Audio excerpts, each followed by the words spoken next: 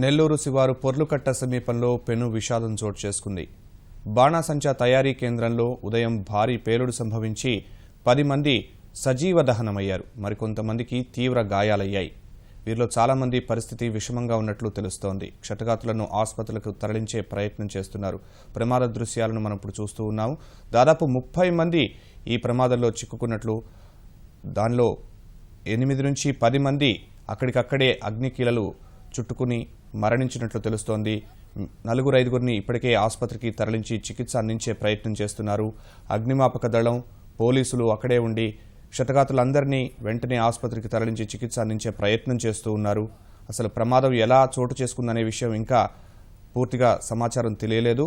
అయితే అనుమతులు లేని ఈ బాణాసంచా తయారీ కేంద్రంలో ఇలా ఒక్కసారిగా పేలుడు సంభవించి విషాదం చోటు చేసుకుంది. ఎన్నోసార్లు ఇక్కడ దాడులు చేసినప్పటికీ కూడా ఇంకా పేలుడు పదార్థాలు తయారు చేస్తూనే ఉన్నారు.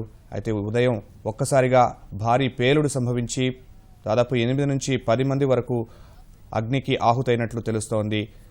భారీగా సంభవించిన ఈ పేలుడులో అనేక మంది గాయాల పాలై ఆసుపత్రులకు చేరుకున్నారు. ఇప్పటికే వారికి క్షతగాతులందరినీ ఆసుపత్రులకు చేర్చి చికిత్స అందించే ప్రయత్నం చేస్తున్నారు. పోలీసులు అక్కడే ఉండి పర్యవేక్షిస్తున్నారు.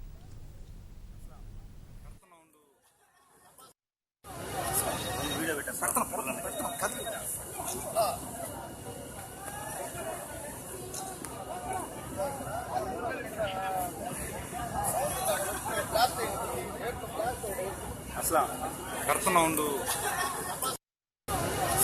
వీడియో పెట్టాను.